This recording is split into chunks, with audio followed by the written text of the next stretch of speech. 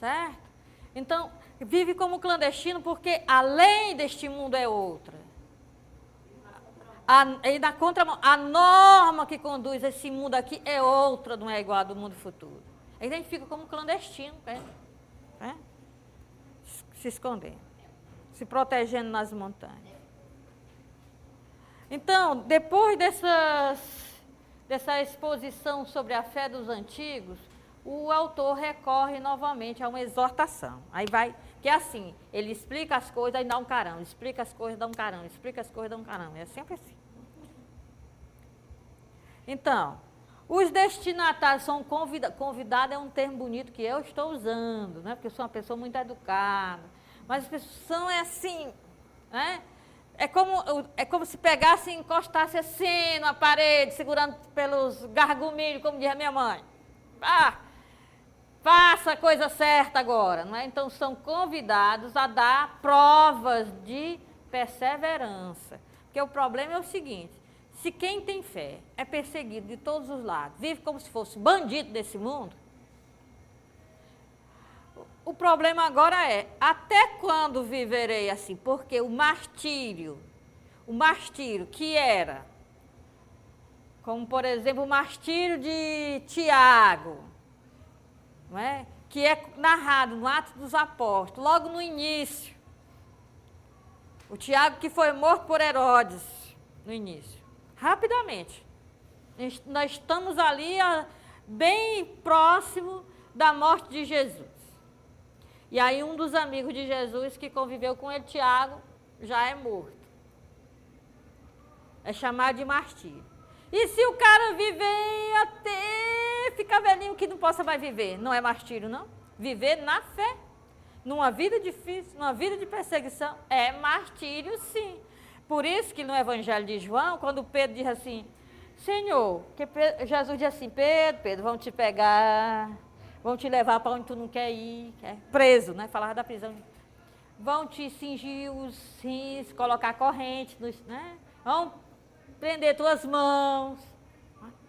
Está dizendo, Pedro, dessa vez você negou, mas da próxima você vai. Porque é o seguinte, Jesus sempre trata assim, né? Já dizia Santa Teresa, todos aqueles que ele ama. Pois bem, Pedro, pois é o que eu tenho para ti é um futuro brilhante. Vão te levar para onde tu não quer ir, que é para a morte. Vão, né, te prender, vão te amarrar todo. Aí Pedro olha para João e diz assim, e aquele ali? Né? O que vai acontecer com ele? Era o nosso Pedro, né? Oh, meu Deus. Pedro, é da tua conta se ele viver até que eu volte? Né?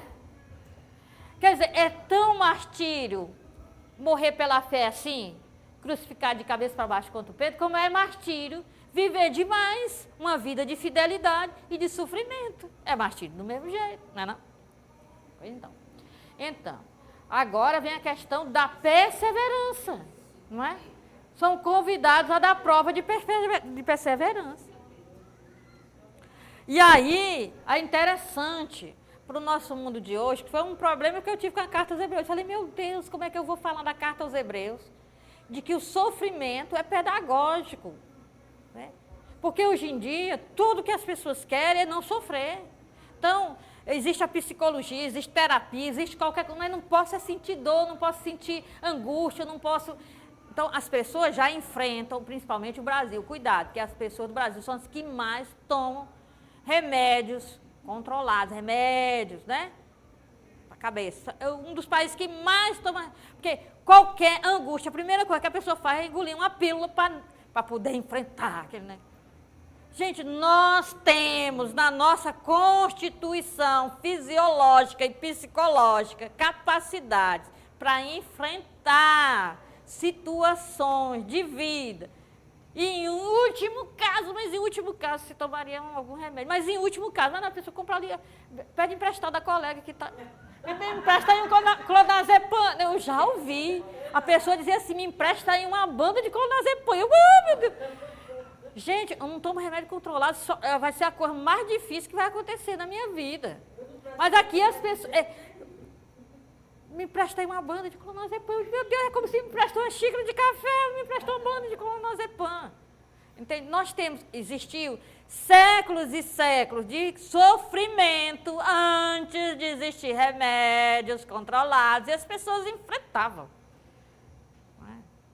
Então vamos tentar enfrentar, não é? Quando o médico passar mesmo, não tiver jeito. Só sei que quando eu fui fazer uma cirurgia para retirada de miomas, o enfermeiro chegou lá com um comprimido. Que comprimido é esse? É um diazepam, se for tomar, não. Não, mas foi prescrito. Eu disse, por quê? Não, porque a senhora tem que estar relaxada na manhã, 7 horas da manhã você vai passar de cirurgia. Eu disse, mais relaxada do que eu não posso. Meu senhor, acabei de vir da capela do Santíssimo, eu estava fazendo minha meditação. Eu estou aqui tranquilamente nesse hospital, já visitei as pessoas, já consolei as pessoas, já fiz oração pelas pessoas. Não vou tomar, não, você vai que está prescrito. Não vou, não. Mas, não é? Por quê? A senhora vai dormir relaxada. Eu digo, olha, você vem daqui a pouco para você ouvir o som que está saindo da minha boca, você vê tão relaxado que eu estou. Não é? Mas é assim, as pessoas já são, tudo que as pessoas vão enfrentar já tem antes um diazepam. Gente, é enfrentar as provas de fé com perseverança. E agora ele vai dizer, aceitar a educação divina através do sofrimento. Agora um detalhe, a partir daí ele vai falar muito do sofrimento. Mas eu vou lhe dizer uma coisa, jamais pense que está na cabeça do autor que Deus dá sofrimento. Ele não diz isso. Pode até na sua Bíblia ter traduzido assim, mas eu te garanto, não foi escrita a sua Bíblia em português, foi escrita em grego, num bom grego, e não está isso lá, certo? O que ele diz é que o sofrimento é uma grande escola de aprendizado. E que Deus, se nós concordarmos, Deus pode nos educar através do sofrimento. Porque eu vou sofrer.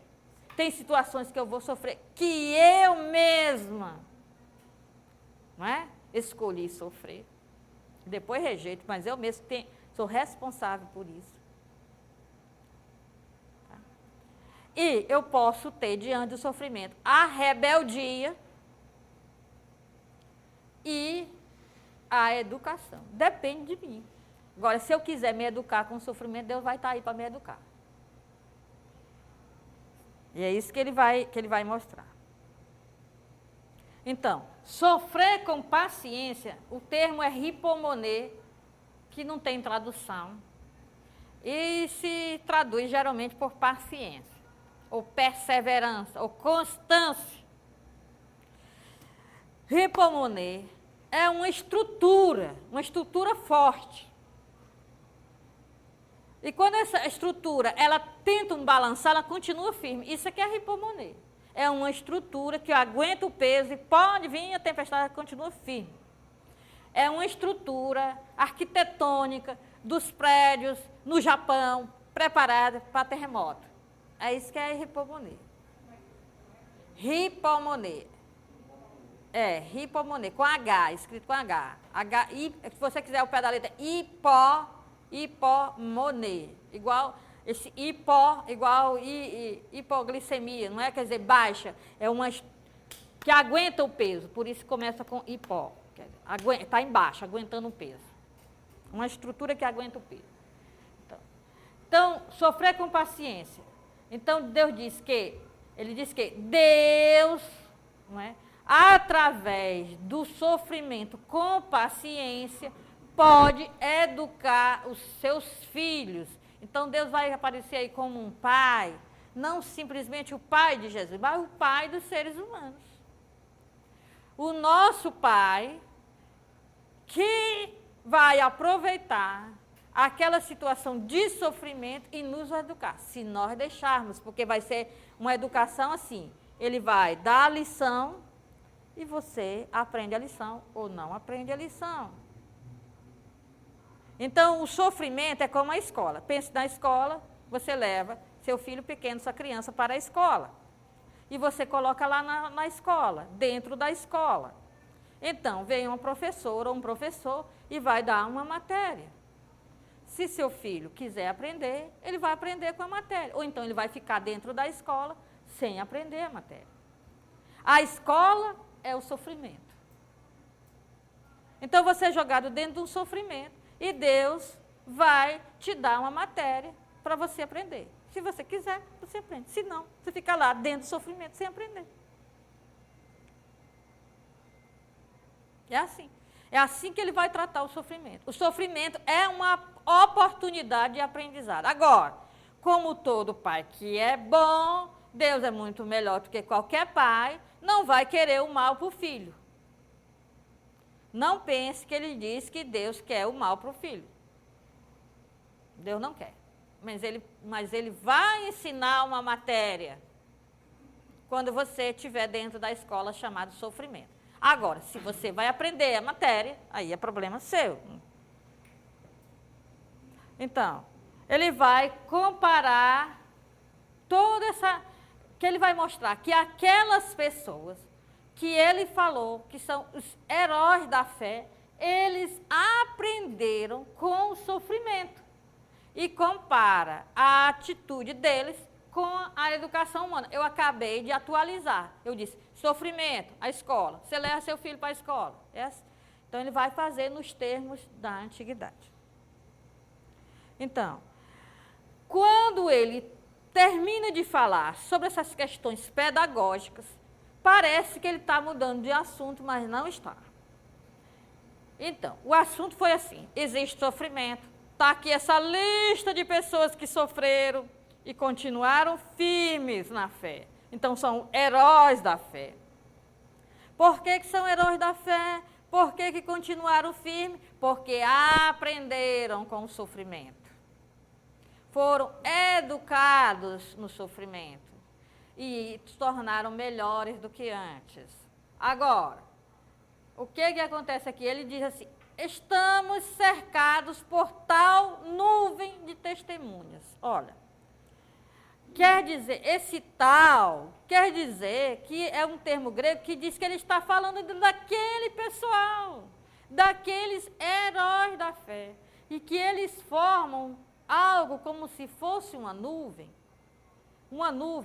e tem escrito em grego, mártires, uma nuvem de mártires. Está aí capítulo 12, versículo 1, em grego está isso, ele forma uma nuvem de mártires.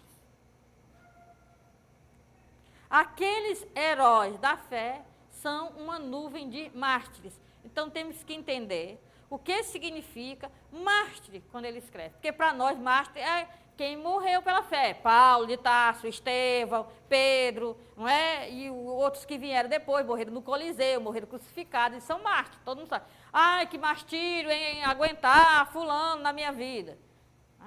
Quer dizer, é uma coisa muito difícil, é uma morte, como a morte do Coliseu, é como se eu estivesse morrendo crucificado, ter que conviver com fulano. Será que é isso que ele está falando de morte? Né? Então, quando ele está dizendo isso, ele diz que aquela cadeia de heróis quer dizer, uma corrente em que cada herói da fé é um elo, aquela cadeia de heróis, aquela corrente de heróis, aquele desfile de heróis da fé, forma uma nuvem ao nosso redor. Então ele vai lá, Abraão, aconteceu isso com ele, mas ele permaneceu firme. Fulano, aconteceu isso com ele, mas ele permaneceu.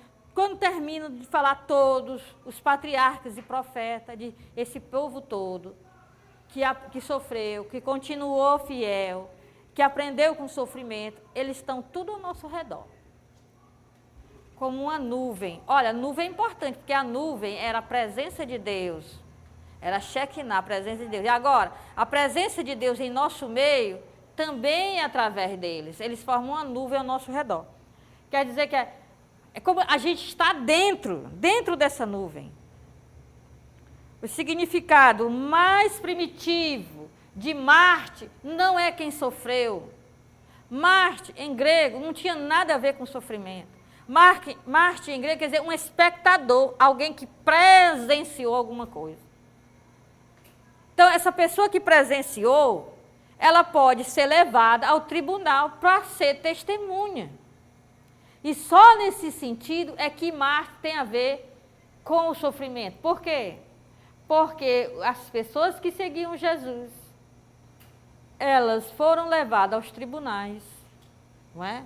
E lá nos tribunais, foi-lhes oferecido abrir mão da própria fé, e elas testemunharam a fé em Cristo, correndo o risco de perder a vida para não negar o Cristo. Então, elas foram testemunhas no tribunal, porque era proibido. Mas só nesse sentido, quando elas testemunhavam a fé em Cristo, elas eram mandadas para o Coliseu, mandadas para a cruz, etc. E só secundariamente é que Marte tomou o significado de sofrimento. Por quê? Porque todas as vezes que se testemunhava o Cristo, era mandado para a morte. Era mandado para a tortura. Aí martírio passou a ser sinônimo de sofrimento. Mas martírio, ao pé da letra, quer dizer, aquele que viu, ou aquela que viu alguma coisa. Então, se você estiver andando na rua e você vê um crime, você é mártir, quer dizer, você viu. Mártir quer dizer, aquele que viu, você viu. Como você viu, você pode testemunhar. Então, aí pode traduzir martírio por testemunha. E se você viu e testemunhar e for morto, aí pode traduzir martírio por sofrimento. Mas só assim. Mas as pessoas que ficavam no ginásio vendo uns Jogos Olímpicos eram chamados de mártires. Por quê? Porque estão vendo. Só por isso. Espectadores. Vocês pensam que tinham as Olimpíadas, não é? Corridas, os saltos. Quem estava assistindo era chamado de mártir. Por quê? Porque está vendo. Porque está assistindo, porque está presenciando o jogo. Esses cristãos lá no Oriente que estão sendo massacrados, podem ser então chamados de mártires? No atual conceito de mártir, sim. Por quê? Porque estão morrendo. E por que estão morrendo? Porque estão testemunhando Cristo. Mas o que eu quero dizer é que mártir podia ser qualquer pessoa que viu qualquer coisa. Viu um jogo, viu um acidente, viu um crime, viu Cristo, viu Pedro, viu Paulo, viu alguma coisa, é mártir. Certo? Mas hoje em dia, obviamente, o conceito de mártir já é conceito de morrer pela fé. Mas não era. Porque se você não entender, porque ele disse que tem uma nuvem de mártir. Aí você diz assim, peraí, mas Abraão foi mártir de quê mesmo? Moisés foi mártir, morreu de velhice, Moisés? Davi foi mártir de alguma coisa? Diz que esse povo todo forma uma nuvem de mártires. Então não está falando de morrer pela fé cristã, porque eles são anteriores à fé cristã. Está falando de quê? Por isso que eu digo, gente, a carta aos Hebreus, você tem que perguntar a cada palavra que lê, o que ele está querendo dizer. Porque na hora que você pensa que entendeu, você não entendeu. Porque se você diz, Abraão é mártir, porque se eles todos formam uma nuvem de mártires, você diz, mas Abraão não morreu, não foi de velho, não, alguém matou Abraão? Moisés, quem foi que matou Moisés? Moisés morreu pela fé. Então você tem que perguntar do que ele está falando. Então, ele mostra isso aqui, ó. Temos que lembrar os jogos nos ginásios romanos. Entendeu? Portanto, os espectadores não são passivos. Então, o que quer dizer? Mártir, no significado primitivo, quer dizer espectador. Se fosse na televisão, seria telespectador. Então, mártir, ao pé da letra, quer dizer espectador. Então, quando eu digo espectador, eu tenho que me lembrar dos jogos no ginásio romano. Lembre, quando eu digo uma nuvem de mártir, quando eu digo que Abraão, que Isaac, que Moisés, que não sei quem, que Jacó, que Elias, que não sei quem, formam uma nuvem de mártir, esquece sangue. Pensa, jogos. Esquece sangue, esquece cruz, esquece Coliseu, não é? E pensa, jogos, certo? Pensaram? Tá. Então, se pensa jogos e pensa espectador, então você pensa o quê? Torcedor do Fortaleza, torcedor do Ceará, porque tem que falar dos dois, porque senão é morto aqui, não é?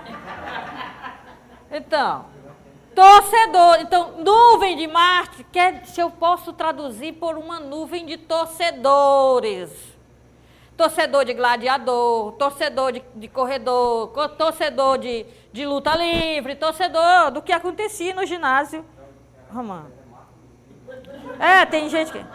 Tem gente que torce para time que é o martírio. Então, posso nem dizer qual é, porque senão metade das pessoas aqui não vão vir da próxima vez. Então, ele usa o termo, para dizer ao redor, ele usa o termo perikeimenon. É um termo grego, não tem tradução. Perikeimenon quer dizer vocês lembram do perímetro da cidade, não é?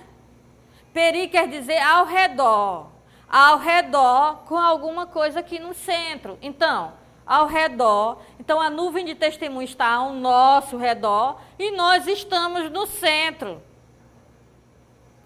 Aí você diz, meu Deus do céu, um monte de alma ao meu redor, ui, não é?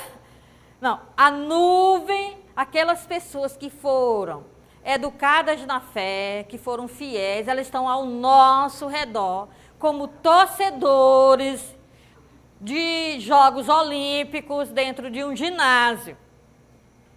E nós, só para conformar vocês, nós agora é que estamos dentro do jogo. Nós é que estamos jogando agora. Nós é que estamos matando o leão. E é toda hora. Não é o leão do time, né? É o leão. Tá certo, esse termo não pode ser. Os ursos. Nós é que estamos lutando contra os ursos. Então, os espectadores não eram passivos, dizer assim, você já viu uma turma de espectadores assim num ginásio, imagina o Império Romano, né, os lutadores lá, ou as pessoas que estão fazendo os jogos lá, e eles lá, ó, que bonitinho, agora um bateu no outro, ó, que legal, um conseguiu vencer o urso, para não dizer outra fera, ó, que não sei o que. Não, eles estão gritando, estão se descabelando, né? São torcedores, não são? Estão fazendo o jogo mudar para um lado para outro, estão incentivando as pessoas que estão lutando. Então, qual é a função do torcedor? Incentivar quem está lutando para que vença. É isso. Então, eles observam as lutas, motivam as vitórias e julgarão se merece honra e louvor. Ora, Aristóteles disse isso na retórica, que os mártires, ou seja, os torcedores, ou seja, os espectadores do ginásio, eles observam as lutas, eles motivam as vitórias e eles julgam se merece honra e louvor. Então o cara lutou bem, ele é um gladiador, ele lutou bem e ele perdeu. Ele vai ter uma outra chance de revanche? São os torcedores que dizem. Não é? Então o responsável por coordenar as lutas fazia assim. Nem é o joinha, não é curtir, nem é descurtir, fica assim. Não é? E aí a turma toda, o cara lutou bem, conquistou os espectadores, os torcedores, mas perdeu. Se o responsável fizer assim, ele será morto. Mas se ele fizer assim, ele vai lutar de novo e pode vencer da próxima. Se ele conquistou, se ele é visto como merecedor de honra e louvor,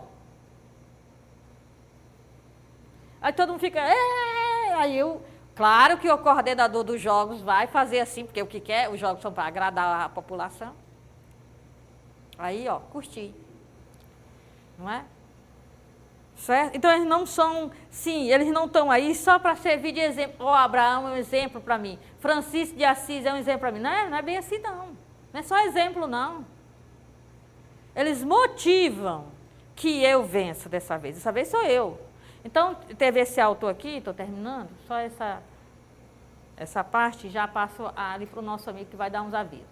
Esse autor aqui é Clayton, eu chamo Croix, porque eu não sei se é realmente assim que pronuncia, mas acho que é o mais próximo que consegue. Clayton Croix.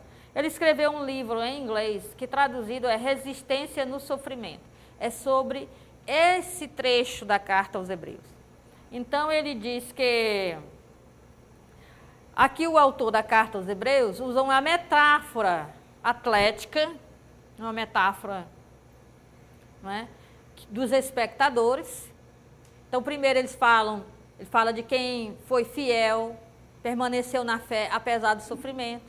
Depois ele passa para a educação e diz que esses foram educados pelo sofrimento.